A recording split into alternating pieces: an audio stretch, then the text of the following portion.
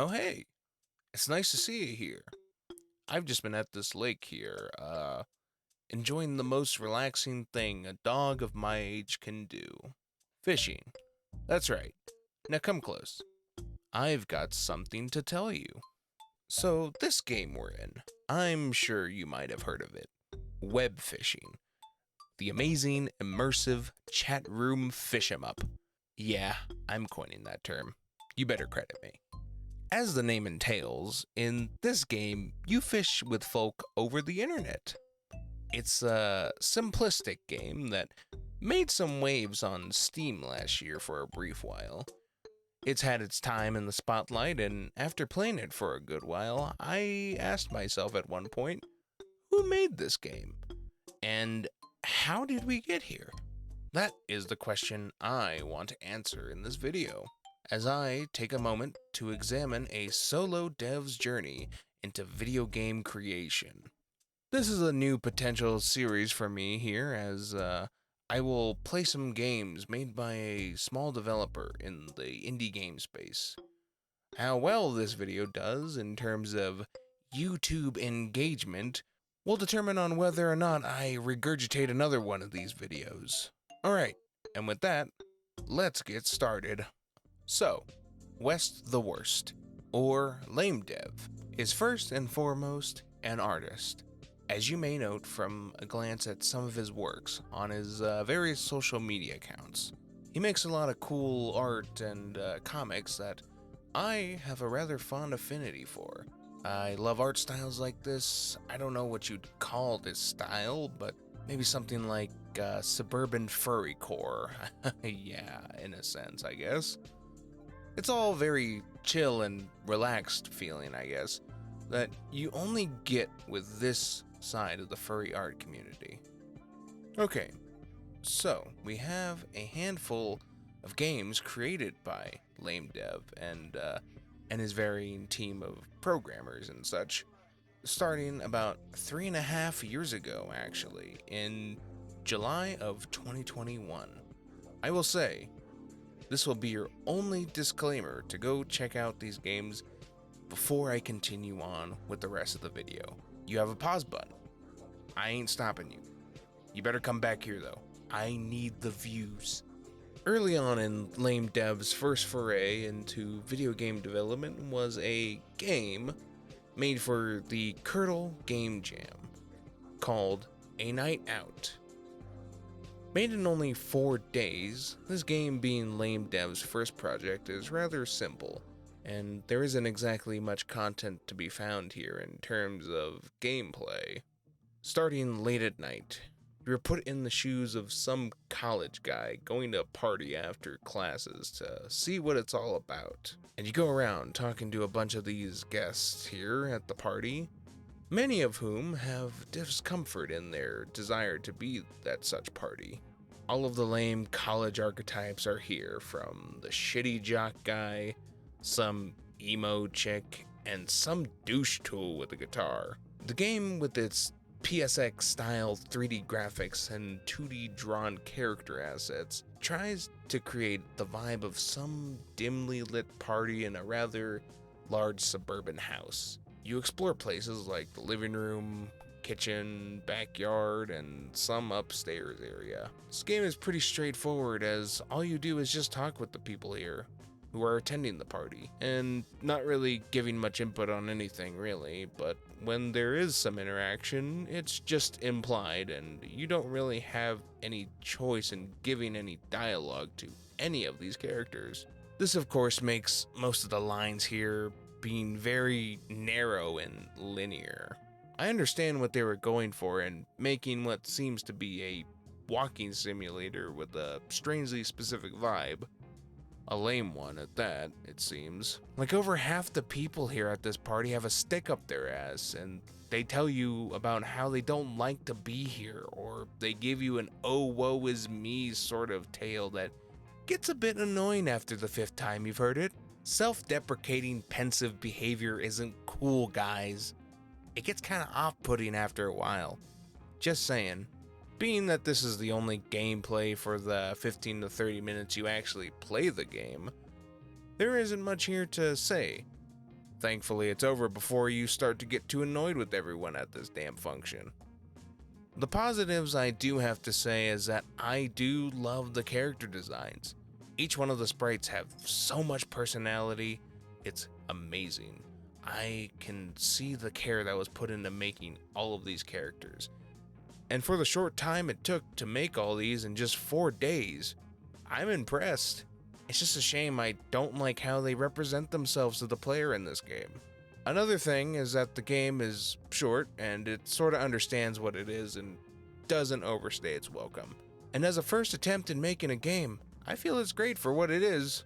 I give this game an A for effort. Alright, on to the next game. This one, I believe, is 10 times better. Maybe because this game has way more people who worked on it, actually. Conflict Resolution, made for the Ludum Dare 49 Game Jam. God, these game jams have awful names, what the fuck? Published on October 30th, 2021, and made in about 72 hours. This game is 2D, unlike the last one, which was 3D.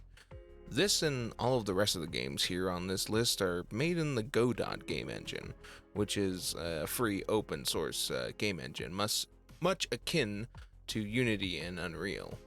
A cool thing about Godot is its flexibility to make games both in 2D and 3D, as you will see. Conflict resolution starts with you sitting in your little office. Your name is Fitz, and I believe you are the head of the security personnel of the spaceship you are on. Suddenly, there is a blackout, and you are informed by the ship's AI that there is an outage in the main reactor that needs to be fixed. The main movement of this game is a top-down perspective you are probably already used to in RPGs of this kind. There are characters you just interact with simple dialogue trees and some other special characters, much like this first guy right here. He gets mad at you as he thinks that you tried to scare him as a joke. So he chooses violence. This game's battle mechanic is unlike your average RPG, as this game you can only pick between 2 options: resolution and conflict. The only way you can do either of these is by spelling words. God, I'm gonna be terrible at this game. Yep, this game is a glorified boggle game. Hope you brought a dictionary. Then you follow some dog guy who warned you to back off and stop following him, but you continue to ignore him twice. And on the 3rd time, you meet up with him at the reactor. You discover he's the head maintenance guy named Bozo, and he's mad that you followed him all this way. So he then proceeds to throw down for this. Quickly calming things down, he fixes the reactor, turning the power back on. However, this still doesn't solve the problem of the AI being infected by the virus, which pushes us further into the ship to get to the bridge where the AI is controlling the ship. Also note here the absence of the captain. We don't know where he is, and it seems like he has just gone missing in all of this somehow. So, moving on, we go to the break room. This is our little hub area as it breaks off into 3 hallways here. You got IT, the labs, and a hallway leading to the bridge. We go to the IT department first, as the other 2 are locked at this point. This is where we see another key character, who looks like the boss of this department, where we see him chatting to this guy about something and then completely disregarding him as he goes back into his office. Following right behind him, we go through the IT department and fight some people blocking our way, which then leads us to him. It's the boss of the IT department. We learn his name is Herman, and he is quite literally a dickhead. Shit, can I even show this dude's face on YouTube? Ah, fuck.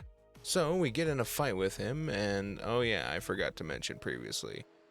These special boss characters like Bozo have special abilities. Bozo's has one that takes up a space with junk tiles, and Herman right here has tiles that are timed, so you have to be quick with these before they disappear.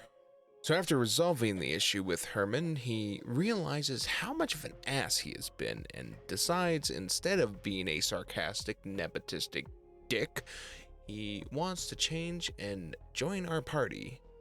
Man, I wish people were this easy to convince to change for the better. Anyways, moving on. Let's keep going. We're halfway through this. So, moving on to the lab, now that we've unlocked it, we find the science team who have just been embezzling all of their funding to just drink and have an endless party in space, I guess. It's quite amusing. You go through some people blocking your path to get to the lab's boss, Pothead. Ah, I see what you did there. So this guy is a little bit annoyed that you stopped his little shindig here, so you fight him with your words. Speaking of words, his special here is just having two of the same letters on the same tile, which is somewhat useful in making new word combos. So after that little scuffle, much like the rest of these guys, he joins your party.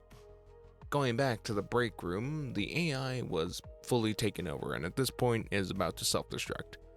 Unless Fritz does something about it, as now we have access to the bridge. We then have one last enemy who seems to be the captain's lieutenant or something, I can't tell, which we make quick work of him and get access into the bridge. And what's this? It's the captain! And he tells us he's been behind the AI virus all along. Oh my god, who could have seen this coming? Sarcasm aside, the whole reason for wanting to blow up this ship is he finds everyone in this place to be incompetent and useless. And in his defeatist attitude, he just decided to blow up the ship with everyone on it. You know, I think that there is a better option than doing something this drastic. Isn't there like some kind of HR team up here or something? Or corporate? I don't know. Well, whatever. We gotta get past this Squidward looking ass motherfucker if we wanna not blow up. The boss battle isn't too crazy. I mean, this is a short game made in 72 hours. But it does offer a nice surprise, as you see with the captain, as he can crush a bunch of these letters every other time he attacks, leaving us with only a few letters to make a combo with. This might throw you off a little bit, but the fight ends not too long after you get this pattern down. And then, yep, you defeat the captain.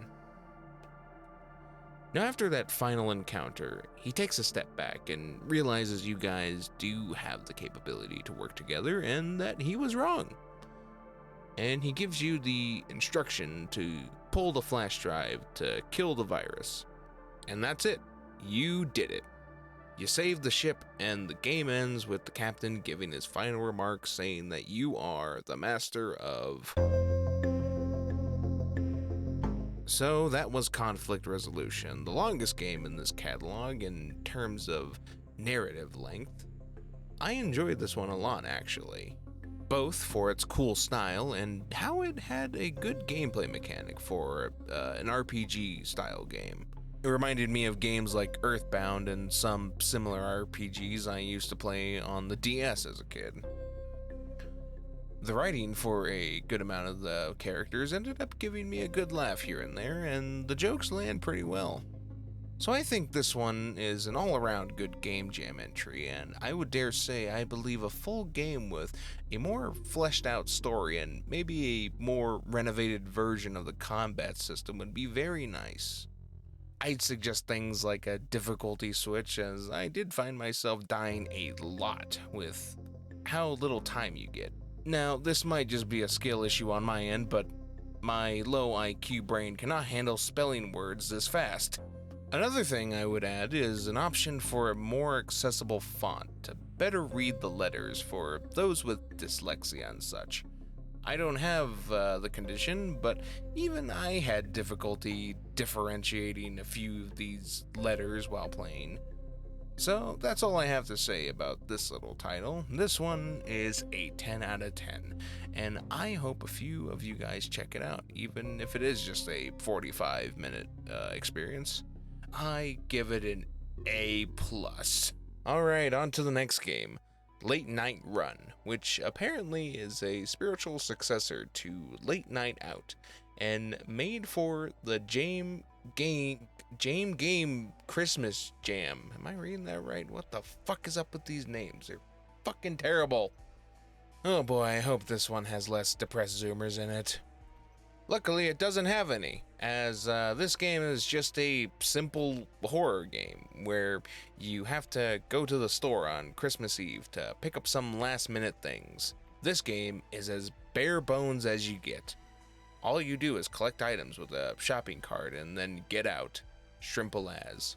All while you are watching out for this giant Krampus guy, who I guess is the mascot of this shopping mall? Wait, does this make this a mascot horror game? Oh, I told myself I wasn't gonna play one of these. I'll be real, I did not know that this was a horror game at first, and it wasn't until I picked up the first item that I found out. I wasn't expecting the lights to go out, and it actually genuinely scared me for a sec. An actual just an pill. I think that's it right there. Yep, just a prescription, just out and about. Wait! Oh, hell no. Oh, hell no. The only other time that it got me was when the stupid sexy goat guy fucking ran at me and ate my ass. After that, I just built a strategy of just grabbing the items one by one and bringing them to the checkout. And in that attempt, I somehow broke the game as Krampus here got caught on the damn shelf. So I was able to complete the whole game with zero risk. After getting all the items and making it out, you get a little screen showing how you made it to the Christmas party. If it was anything like the last party, I'd rather take my chances with the night with Krampus than spend another 5 minutes there. Being made for another quick game jam, it is not the worst.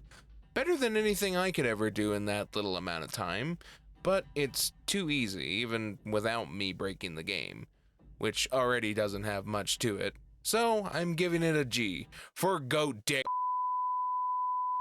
Okay, on to the next game, which is another collaborative work for LameDev. Another game jam game, and that's The Gambler. This one is a top-down action game that reminds me a lot of Enter the Gungeon in terms of gameplay. You walk around some of these Western-themed levels and shoot these frog fellas. The main gimmick of this game is that every time you go to shoot, it rolls a dice that's over your head. And depending on what face it lands on, it will shoot a projectile or give you an active effect. Alright, let me explain into more detail. You start with this die that has 5 normal shots and then 1 critical shot that does critical damage. Each time you go to fire your gun, you will have a chance to land on a face with one of these different perks. With each stage, you have 2 to 3 chests that will spawn that you can loot and choose to switch out a spot on your dice that will change the effect of the roll. You'll get different options like weapons or something that will give you an effect that will improve your shot, like a shotgun, a critical shot, or even a double shot, which is one of my favorite, as this thing actually can stack if you continue to roll on it, making for some powerful and sort of comedic shots, especially if you pair it with the grenade launcher. This game doesn't have anything too crazy to see here, with it just being a demo of a bullet hell that was made in a few days, which I enjoy and I feel could be another project that could be expanded upon. I love games like Enter the Gungeon, and having another game sorta like it would be so cool. This one gets my grading of L for Let's Go Gambling! Okay, so the moment you've all been waiting for. Webfishing, the game jam version. Yeah, I'm not sure how many of you might know this, probably a decent amount of you, but Webfishing was initially made for a game jam. The Goodis Autumn Game Jam, to be specific, in just about a few days, 8 actually. And, well, it does show, that's for sure. Now, there is a lot here you might be able to see that made it into the final release with only a few differences, like the classic Animal Crossing inspired models and world. You have the fishing, which is slightly different as you only have one thing to do, and that's click your mouse to try to keep this indicator inside this green area, as you can see. You can also see a lot of the cosmetics are here too, except you don't buy them with money. Instead, you get them by catching certain types of fish. You have no upgrades that need to be bought, and there is no rarity class in the fish, so this version of the game is a basic as can be. One thing in this game that I am really glad did not make it into the final version was the damn tank controls with the camera. You have to move the direction of your character with the Q and E buttons. The worst part is that it's inverted, i.e. Q makes you look right, and E makes you look left. Yeah, it's a little infuriating, as you might think. For being what is the beta version of web fishing, you have a lot of the core fundamentals that you end up seeing in the Steam release. And that may be the case. I would still recommend not playing this version. I much prefer the product we got in the end. From being more progressive in what you can do in the game to the main functionality of serving as a little interactive chat room. The Game Jam version doesn't really fulfill that anymore. Not to mention the fact that you can't even play the game online as the official servers are down. You would have to port forward your IP if you're even keen on doing that, but it's a lot of trouble I wouldn't go out of my way to do personally, and I figure most of you won't either. Another reason is to support the developer by just getting the full Steam release. It does a lot more in the long run, I'd say. So, the web fishing prototype, for my rating, I'd give it a C for carp. Alright, now we are at the second to last game, and this will be a quick one, I hope. A web game made for the GMTK Game Jam back in 2023, and made in only 48 hours. This is The Rifle. Okay, maybe not the most striking of titles, but this is a good one, I tell ya. The simple premise is you are a guy getting chased by some generic goon guys in a warehouse where you are then cornered. Just in this moment, you spot a box that just so happens to have a gun in it. So you of course use it to defend yourself. The game starts as you pull the trigger and then the focus shifts to just the bullet. As in this game, you are the bullet. I know, it's amazing. Now, the objective of this game is just to kill all these enemies as they appear without your bullet losing speed and stopping or getting hit by a projectile that will also end your run. All in all, a really simple gameplay loop that is fun and challenging. A lot of your damage comes from the velocity of your bullets, so if you have a mouse that can go up to a higher DPI, you can make this thing whiz around the screen hella fast. Be careful though, as if you can't keep track of the bullet, you might end up getting hit by one of these weasel bullets. This game has only about 5 stages with multiple waves, but you can finish this game pretty quickly. I, however, had a bit of difficulty with one of the last stages, so I don't know how this game quite ends. So maybe that is up to you to try for yourself. This game plays in your web browser, so you can even try it out right now, while we finish this video first. I quite enjoyed this little game, and to be honest, I could see this game getting expanded upon and hell, maybe even turn into like a cool mobile game or a full-on Steam release. I give this game an A for Flintstone's gummy just gave me a tummy ache. Now, I know I might have already talked about the beta, but now we are here in 2024 with LameDev's biggest achievement so far, releasing a full-on game on Steam with the full release of web fishing. I still remember that just before this game was released, a week or so, there was already some hype building around this game. I saw it from a post on Twitter and also heard about it from my fellow peers telling me to check it out, and I am glad I did. This has to be the most relaxing game ever to be made. You're able to just hop on, make a lobby, invite some friends, kick back with a beer, and just fish. Now, if that doesn't sound like an amazing game to you, then I'm afraid you are far too gone, my friend. Okay, dramatic side tangent aside, this game is stupendous. I've heard a lot of folk refer to this game as more of a social space, like an online chat room or an old browser game from the past where gameplay is simple and online socialization is a big part of it. I guess a modern day equivalent would be something like VR chat or something. That shouldn't take away from the main gameplay aspect, which is, of course, fishing. You start with just a simple fishing rod, lures, and normal bait.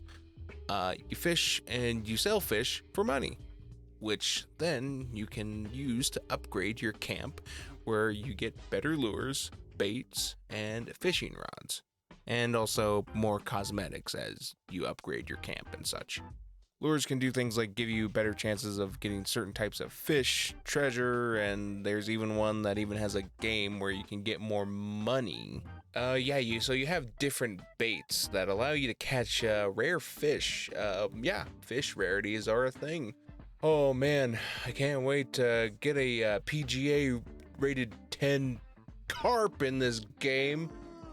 So yeah, with the rarities, there's different types of fish that you have to collect to complete this journal you got. There's a lot here for people like completionists out there. Alongside all of this, you even have cosmetic items, which you can use to customize your character to your liking. Some cosmetics are hidden behind some challenges and fishes you have to catch, so not everything can be bought. You even have these props you can decorate your favorite fishing spot in, and some you can even fish out of, like this fucking toilet. Okay. And one last thing. It's one of my requirements to be one of my favorite games, and that's having mod support. Yep, you have a decently thriving community of mod makers out there for this game.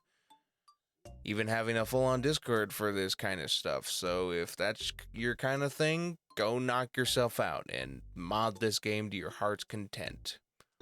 A lot of mods out there can be used to customize your experience with, custom character models. You even have some goofy-ass cosmetics, and even a lot of quality of life mods that you might enjoy.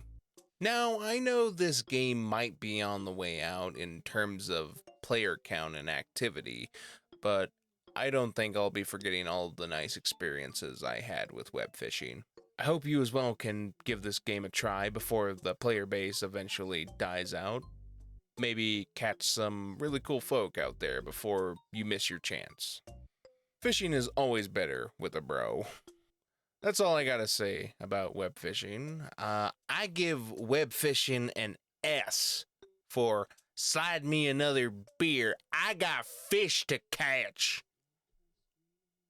Okay, so that has been the entire LameDev game catalog up to this point. I had a lot of fun taking a look at all these games, from humble beginnings to a full-on successful Steam title. LameDev has made great strides in becoming quite the amazing independent game creator, as we have seen here. Game development is, of course, a great undertaking for many out there, and any prototype, demo, or even small release should be given a fair shot. A lot of time and even money goes into making these small experiences, and like any other video game, AAA or not, I think one thing we forget is that these games are made by people just like you and me. For me, just doing something like making these silly videos for the internet, even while working a full-time job, it's already tough enough. I couldn't even imagine how much work would go into making a full-on game with limited resources, while also in a position that I and most of the world is already in.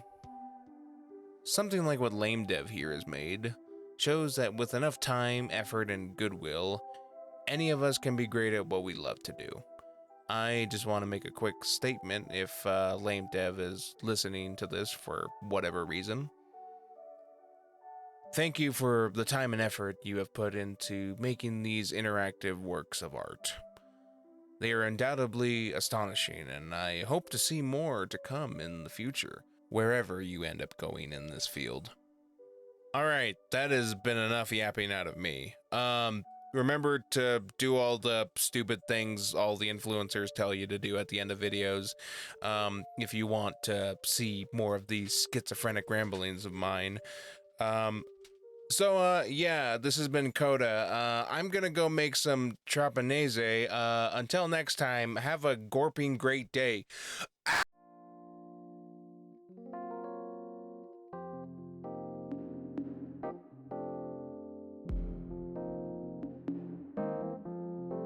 Koda,